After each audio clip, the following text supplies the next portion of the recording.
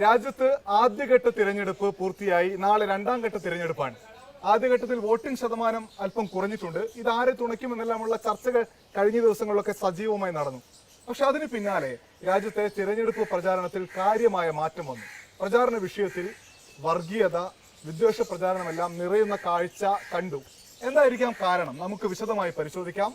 എനിക്കിപ്പം പി ബസന്തുണ്ട്, N Ashokan, B Balagopal. ആദ്യം ബസന്തിലേക്ക്.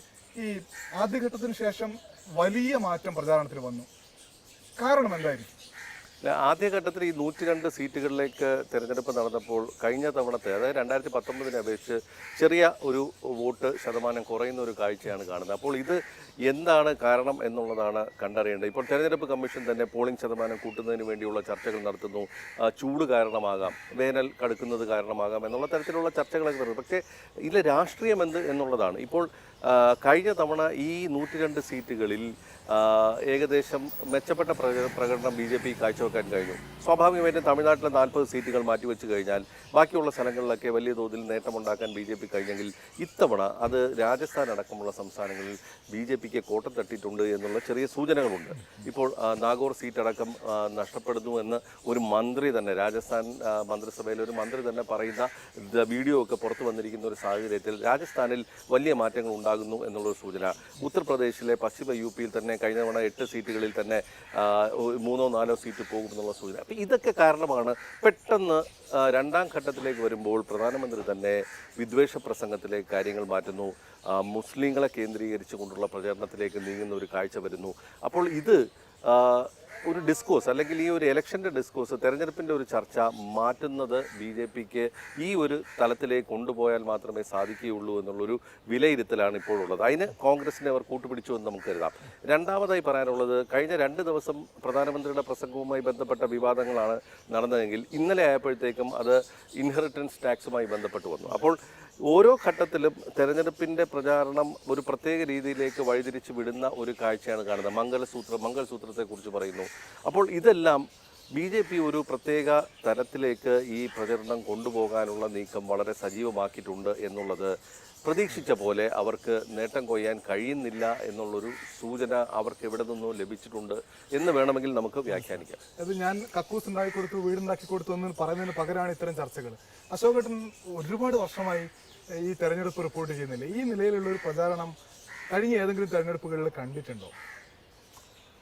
കഴിഞ്ഞ തെരഞ്ഞെടുപ്പിനൊക്കെ വ്യത്യസ്തമായിട്ട് കൂടുതൽ ഒരു വിദ്വേഷ പ്രചരണം, അതും ഭരിക്കുന്ന പാർട്ടിയുടെ പ്രധാനമന്ത്രിയുടെ നാവിൽ നിന്ന് വരുന്നത് എന്നുള്ളത് ബസന്ത് ഇവിടെ പറഞ്ഞതുപോലെ ഒരു വേവലാതി ഈ ഭരണകക്ഷിയിൽ പ്രകടമാണ് എന്നൊരു തോന്നലുണ്ടാക്കിയിട്ടുണ്ട്. അപ്പം അദ്ദേഹം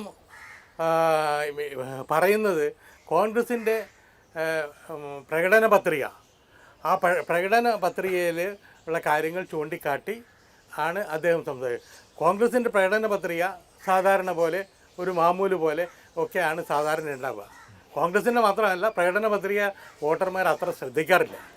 ആ നിലയിൽ നിന്ന് മാറി കോൺഗ്രസിൻ്റെ പ്രകടന പത്രിക ഒരു ചർച്ചയാക്കുന്നതിലേക്ക് പ്രധാനമന്ത്രിയുടെ ഈ വർഗീയ പ്രചരണം പോലെയുള്ള അഭിപ്രായ പ്രകടനങ്ങൾ, ക്യാമ്പയിൻ പ്രചരണങ്ങൾ സാധിച്ചില്ല. അദ്ദേഹം പറയുന്നത് സ്വത്തൊക്കെ എടുത്തിട്ട്, ഹിന്ദുക്കളുടെ സ്വത്തൊക്കെ എടുത്ത് മുസ്ലിങ്ങൾക്ക് കൊടുക്കുമെന്നുള്ളതാണ്. ഇത് കേരളത്തെ സംബന്ധിച്ചോളം നോക്കിക്കഴിഞ്ഞാൽ കേരളത്തിൽ 20 മണ്ഡലങ്ങളിൽ നാളെ തിരഞ്ഞെടുപ്പ് നടക്കാൻ പോകുന്നുണ്ട്. അപ്പോൾ കേരളത്തെ സംബന്ധിച്ചിടത്തോളം പ്രധാനമന്ത്രിയുടെ ഈ പ്രസംഗം UDFന് ഗുണാവുകയാണ് ചെയ്തത്. ഒരുപക്ഷെ കുറേ മുസ്ലിങ്ങൾ LDFന് വോട്ട് ചെയ്യുമായിരുന്നു.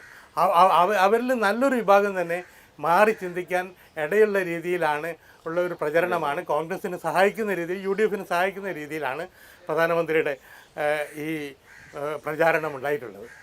അതുപോലെ തന്നെയാണ് ആ ഡിസ്ട്രിബ്യൂഷൻ്റെ ഒരു വെൽത്ത് ഡിസ്ട്രിബ്യൂഷൻ്റെ കാര്യം അദ്ദേഹം വിവരിച്ചു വന്നപ്പം അതും ഒരുപാട് ആശയക്കുഴപ്പം സൃഷ്ടിച്ചിട്ടുണ്ട്. രാഹുൽ ഗാന്ധി പറഞ്ഞത് ഇവിടുത്തെ സമ്പത്ത് കുറേ ഏതാനും വ്യക്തികളിൽ കേന്ദ്രീകരിച്ചിരിക്കുകയാണ്. ആ കേന്ദ്രീകരണത്തെ സർവേ ചെയ്തുകൊണ്ട് താഴേക്കിടയിലുള്ള ആളുകൾക്ക് സമ്പത്ത് വീതിച്ചു കൊടുക്കണം എന്നുള്ള രീതിയിലാണ് രാഹുൽ ഗാന്ധി സംസാരിച്ചത്. പക്ഷേ അത് ഡിസ്റ്റോർട്ട് ചെയ്തുകൊണ്ട് നിങ്ങൾ ഒളിപ്പിച്ചു വെച്ചിരിക്കുന്ന സ്വർണം, നിങ്ങൾ നാട്ടിലും ജോലി ചെയ്യുന്ന സ്ഥലത്തും സമ്പാദിച്ചിട്ടുള്ള ഫ്ലാറ്റ്, ഇതൊക്കെ ഈ സർവേയിൽ വരും, അതൊക്കെ സർക്കാർ ഏറ്റെടുക്കും എന്നുള്ള രീതിയിൽ മംഗൾസൂത്രം പിടിച്ചെടുക്കും എന്നുള്ള രീതിയിലുള്ള വളരെ മോശമായ രീതിയിലുള്ള ഒരു പ്രചാരണത്തിലേക്ക് പ്രധാനമന്ത്രി പോയിട്ടുണ്ടെങ്കിൽ അതിനർത്ഥം ഏതോ ഒരു വേവലാതി അദ്ദേഹത്തെ പിന്തുടരുന്നുണ്ട്. രാഹുൽ ഗാന്ധിയുടെ ഒരു പരിപാടിയിൽ ഇന്നലെ ഞാൻ പോയിരുന്നു, ആ പരിപാടി കവർ ചെയ്യാൻ. ഇപ്പോൾ രാഹുൽ ഗാന്ധി ആദ്യം മുന്നിൽ നിൽക്കുന്ന ആൾക്കാരോട് ചോദിക്കുകയാണ്, എങ്ങനെയുണ്ട് പ്രകടന പത്രിക? അപ്പോൾ ആൾക്കാർ ഗംഭീരം. പ്രധാനമന്ത്രിയുടെ വേവലാതി കണ്ടില്ല എന്ന അടുത്ത ചോദ്യം. അങ്ങനെയാണ് രാഹുൽ അതിനെ നേരിടുന്നത്. അതിന് പ്രത്യേകിച്ച് ഒരു കാരണമുണ്ട്. കാരണം ഈ ഒന്നാം ഘട്ട തെരഞ്ഞെടുപ്പ് കഴിഞ്ഞപ്പോൾ തന്നെ ഈ ഇന്ത്യ സഖ്യത്തിൻ്റെ, പ്രത്യേകിച്ച് കോൺഗ്രസിൻ്റെ ഒക്കെ ഒരു ആഭ്യന്തരമായ വിലയിരുത്തൽ എന്ന് പറഞ്ഞാൽ ഒന്നാം ഘട്ടത്തിൽ ഏതാണ്ട് 60 സീറ്റോളം ഒരു പ്രതീക്ഷ വെച്ച് പുലർത്തുന്നു എന്നുള്ളതാണ്. അതിലൊരു ലയൺ ഷെയർ എന്ന് പറഞ്ഞു കഴിഞ്ഞാൽ തമിഴ്നാടാണ്. തമിഴ്നാട്ടിലെ 40 സീറ്റും അതിൽ 2 സീറ്റുകളിൽ മാത്രമാണ് 39+1, അതിൽ 2 സീറ്റ് മാത്രമാണ്, ധർമ്മപുരിയും വെല്ലൂരും മാത്രമാണ് അല്പം ഒരു സംശയം അവർക്ക് പോലും ഉള്ളത്. അവിടെ 60 സീറ്റാണ് ഈ ഇന്ത്യ സഖ്യം പ്രതീക്ഷിക്കുന്നത്. ഇന്ത്യ സഖ്യത്തിനെ സംബന്ധിച്ചിടത്തോളം ഒരു വലിയ സ്ട്രൈക്ക് റേറ്റ് കിട്ടണമെങ്കിൽ രണ്ടാം ഘട്ട തെരഞ്ഞെടുപ്പാണ് വളരെ നിർണായകം. അതിൽ കേരളത്തിലെ 20, കർണാടകത്തിലെ 14 സീറ്റ്, അതുപോലെ ബംഗാളിലെ സീറ്റുകൾ. ബംഗാളിൽ നാളെ തെരഞ്ഞെടുപ്പ് നടക്കാൻ വേണ്ടി പോകുന്ന മണ്ഡലങ്ങൾ ഈ ഇന്ത്യ സഖ്യത്തിനെ സംബന്ധിച്ചിടത്തോളം നിർണായകമാണ്. രാജസ്ഥാൻ, നേരത്തെ വസന്ത് പറഞ്ഞതുപോലെ ഈ മെച്ചപ്പെട്ട ഒരു സ്ട്രൈക്ക് റേറ്റ് കിട്ടണമെങ്കിൽ അതിൽ ഈ രണ്ടാം ഘട്ടത്തിൽ തെരഞ്ഞെടുപ്പ് നടക്കുന്ന സീറ്റിൽ ഒരു 89 സീറ്റുകളിൽ ഏതാണ്ട് ഒരു 40-ന് പുറത്ത് കിട്ടുക എന്നുള്ളതാണ് ഇപ്പോൾ അവരെ സംബന്ധിച്ചിടത്തോളം ടാർഗറ്റ്. കാരണം കഴിഞ്ഞ ദിവസങ്ങളിലൊക്കെ ഈ കോൺഗ്രസിൻ്റെ ഒരു സ്ട്രാറ്റജിക് ലീഡേഴ്സുമായിട്ടൊക്കെ സംസാരിക്കുമ്പോൾ അവർ പറയുന്നത് ഈ ആദ്യ 2 ഘട്ടങ്ങളിലായിട്ട് അവർ 100 ക്രോസ് ചെയ്യുകയാണെങ്കിൽ ഇത്തവണ അവരുടെ ചാൻസ് വളരെ കൂടുതലാണ്. അങ്ങനെയുള്ള ഒരു സൂചന ഉള്ളത് കൊണ്ടാണ് പ്രധാനമന്ത്രിയുടെ ഭാഗത്ത് നിന്ന് ഇത്തരത്തിൽ ഒരു ആരും പ്രതീക്ഷിക്കാത്ത ഒരു പ്രസംഗം, കോൺഗ്രസ് പോലും പ്രതീക്ഷിക്കാത്ത പ്രസംഗം എന്ന് വേണമെങ്കിൽ പറയാം. പക്ഷേ BJPക്ക് വളരെ കാൽക്കുലേറ്റഡ് ആയിട്ടുള്ള, കാരണം ഈ 1ഉം 2ഉം ഘട്ടങ്ങൾ കഴിഞ്ഞു കഴിഞ്ഞാൽ പിന്നീട് ഈ വരുന്നതെന്ന് പറഞ്ഞു കഴിഞ്ഞാൽ BJPയുടെ ടർഫിലേക്കാണ് ഈ മത്സരം നടക്കുന്നത്. അപ്പോൾ ഇവിടെ ഈ 100 കിട്ടുകയും ആ കൺസിസ്റ്റൻസി അവർക്ക് ഉണ്ടാക്കുകയും അല്ലെങ്കിൽ ഈ ഇന്ത്യ സഖ്യത്തിന് ഉണ്ടാക്കാൻ അത് നിലനിർത്താൻ വേണ്ടി പറ്റിയാൽ മാത്രമാണ് ഒരു അവസാനത്തെ അവരുടെ ഒരു പ്രതീക്ഷയിലേക്ക് എത്താൻ ഇന്ത്യ സഖ്യത്തിന് കഴിയുന്നത്. അപ്പോൾ ഏതായാലും BJP ഇപ്പോൾ 400 കടക്കുമെന്നൊന്നും ആരും പറയുന്നില്ല എന്നുള്ളതാണ് മറ്റൊരു പ്രധാനപ്പെട്ട. അതിലെ ആ കണക്ക് നോക്കുമ്പോഴാണ് ഇപ്പൊ നാളെ തെരഞ്ഞെടുപ്പ് നടക്കാൻ പോകുന്ന സീറ്റുകളിൽ 61 ഇടത്ത് കഴിഞ്ഞ തവണ NDA സഖ്യം വിജയിച്ചതാണ്. 54 സീറ്റും BJPക്ക് കിട്ടിയതാണ്. അതിൽ മറുഭാഗത്തെ കണക്ക് നമ്മൾ നോക്കിയാൽ 21 സീറ്റ് മാത്രമേ കോൺഗ്രസിന് ലഭിച്ചിട്ടുള്ളൂ. അതിൽ 16 കേരളത്തിൽ നിന്നാണ്. കോൺഗ്രസിനല്ല, അത് ഇന്ത്യ സഖ്യത്തിനാണ്. 16 കേരളത്തിൽ നിന്നാണ്. അത് കഴിഞ്ഞാൽ കേരളത്തിന് പുറത്തു നിന്ന് ഈ 13 നാളെ തെരഞ്ഞെടുപ്പ് നടക്കാൻ പോകുന്ന 13 സംസ്ഥാനങ്ങളിൽ കോൺഗ്രസിന് കിട്ടിയത് വെറും 2 സീറ്റാണ്. പക്ഷേ മധ്യപ്രദേശിൽ 19 കേരളത്തിൽ നിന്ന്, പക്ഷെ അത് UDF-നാണല്ലോ, കോൺഗ്രസിന് മാത്രം കിട്ടും. അതെ, ഇന്ത്യ സഖ്യത്തിലേക്ക് വരും. പക്ഷെ കോൺഗ്രസിന് വെറും 2 സീറ്റ് കിട്ടിയിട്ടുള്ളൂ. പക്ഷേ കർണാടകയിൽ 14 സീറ്റിൽ നാളെ തെരഞ്ഞെടുപ്പ് നടക്കാൻ പോകുന്നു. രാജസ്ഥാനിൽ തെരഞ്ഞെടുപ്പ് നടക്കാൻ പോകുന്നു. മധ്യപ്രദേശ് ഉണ്ട്, ബംഗാൾ ഉണ്ട്, അസം ഉണ്ട്. കോൺഗ്രസിന് പ്രതീക്ഷ കൂടിയാണ്. പിന്നെ BJP പറയുന്ന 370+ അല്ലെങ്കിൽ 400+ എവിടെ നിന്നാണെന്നാണ് ചോദ്യം. അല്ല, ഈ പറഞ്ഞ ഇതിൽ കർണാടക ക്രൂഷ്യലാവുകയാണ്. കർണാടകയിൽ കഴിഞ്ഞ തവണ BJP തൂത്തുവാരിയ ഒരു സംസ്ഥാനമാണ്. അവിടെ ഇത്തവണ സർക്കാർ വേറെയാണ്. അപ്പോൾ ആ നിലയ്ക്ക് എങ്ങനെയായിരിക്കും അവിടെ DK ശിവകുമാറിനെ പോലൊരു തന്ത്രജ്ഞൻ, അവിടെ രാഷ്ട്രീയ തന്ത്രജ്ഞനുണ്ട്. അപ്പോൾ BJPയെ സംബന്ധിച്ചിടത്തോളം കഴിഞ്ഞ തവണ കർണാടകയിൽ ലഭിച്ച ഒരു സ്മൂത്ത് സെയിലിംഗ് ഒന്നും ഇത്തവണ അവർക്ക് അവിടെ ഉണ്ടാകില്ല എന്നുള്ള സൂചനകൾ അവിടുത്തെ ചില അഭിപ്രായ സർവേകളിൽ നിന്ന് വരുന്നുണ്ട്. ലോക് പോൾ സർവേയിൽ 14 സീറ്റ് 14-15 സീറ്റ് വരെ പറയുന്നുണ്ട്. അത് തന്നെ ഇല്ല. BS യെദ്യൂരപ്പ എന്ന് പറയുന്ന ഒരു ആള് ചിത്രത്തിൽ മകൻ മത്സരിക്കുന്നുണ്ട്. അവിടെ ലിംഗായത്ത് വോട്ടുകൾ കഴിഞ്ഞ തവണ BJPക്ക് പിന്നെ ലഭിക്കാത്തതുപോലെ ഇത്തവണ ലിംഗായത്ത് വോട്ട് വന്നില്ല എന്നുണ്ടെങ്കിൽ BJPക്ക് അവിടെ വലിയ പ്രശ്നമായിരിക്കും. ഈശ്വരപ്പ അവിടെ റിബൽസ് കാൻഡിഡേറ്റായിട്ട് മത്സരിക്കുന്ന ഒരു സാഹചര്യമുണ്ട്. കർണാടക പോലെ തന്നെ സമാനമായ സാഹചര്യം രാജസ്ഥാനിൽ. ആദ്യഘട്ടത്തിൽ രാജസ്ഥാനിൽ കോൺഗ്രസ് ഉണ്ടാക്കുന്ന നേട്ടം രണ്ടാം ഘട്ടത്തിലും ആവർത്തിക്കും എന്നുള്ളത് തന്നെയാണ് ഇപ്പോൾ അവിടെ നിന്നുള്ള സൂചനകൾ പറയുന്നത്. ഞാൻ നേരത്തെ പറഞ്ഞ പോലെ ഒരു മന്ത്രിയുടെ വീഡിയോ ആണ് വന്നത്. നാഗോർ സീറ്റ് നമ്മൾ പരാജയപ്പെടുന്നു എന്ന് പറയുമ്പോൾ അതിനർത്ഥം ആദ്യഘട്ടത്തിൽ അവർക്ക് പ്രതീക്ഷിച്ച പോലെ പെർഫോം ചെയ്യാൻ ഒന്നിയിൽ BJPയുടെ അമിത ആത്മവിശ്വാസം ഇവിടെ വലിയ തടസ്സമാകുന്നു.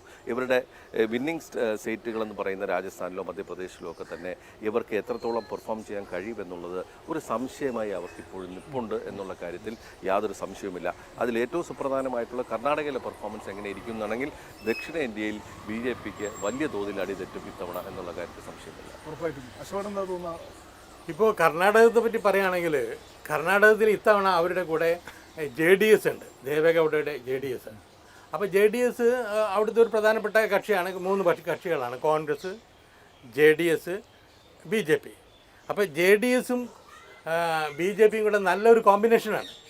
പക്ഷേ എങ്കിലും അവിടെ ഭരിക്കുന്നത് കർണാടകവും ഭരിക്കുന്നത് കോൺഗ്രസ്സാണ്. കോൺഗ്രസ് ആണെങ്കിൽ 2 പ്രധാനപ്പെട്ട ഇന്ത്യയിലെ തന്നെ വളരെ കോൺഗ്രസിൻ്റെ ഏറ്റവും പ്രമുഖരായിട്ടുള്ള ക്യാമ്പയിനേഴ്സ്, നേരത്തെ ശിവകുമാറിനെ പറ്റി പറഞ്ഞു. അപ്പോൾ സിദ്ധരാമയ്യ അവിടുത്തെ മുഖ്യമന്ത്രി ഖാർഗെ അവിടെ തന്നെ ഉണ്ട്. ഖാർഗെ അവിടെ തന്നെ ഉണ്ട്, കോൺഗ്രസിൻ്റെ ഏറ്റവും ടോപ്പ് നേതാവ്. അപ്പം ആ നിലയിൽ കോൺഗ്രസ് അവിടെ ചിത്രം മാറ്റുമെന്നാണ് കരുതേണ്ടത്. എന്തായാലും ശരി, ഇന്ത്യ സഖ്യത്തിന് ഇന്ന് 88 മണ്ഡലങ്ങളിൽ നടക്കുന്നതിൽ 25 സീറ്റ് കഴിഞ്ഞ 2019 ഇന്ത്യ സഖ്യത്തിൻ്റെയാണ്. ആ 25 മേലെ ഏത് വിധേനയും ഇന്ത്യ സഖ്യം ഉയരും എന്നുള്ളതാണ് ഇപ്പം പൊതുവെയുള്ളൊരു സൂചന. നേരെ മറിച്ച് എതിർഭാഗത്ത് BJP ഭരണകക്ഷി, കേന്ദ്രത്തിലെ ഭരണകക്ഷി നേരത്തെ തന്നെ പറഞ്ഞിട്ടുണ്ട്, പ്രധാനമന്ത്രിയും ആഭ്യന്തരമന്ത്രിയും അവരുടെ നേതാക്കന്മാരും ഒക്കെ പറഞ്ഞത് അബ് കി ബാർ 400 പാർ എന്നാണ്.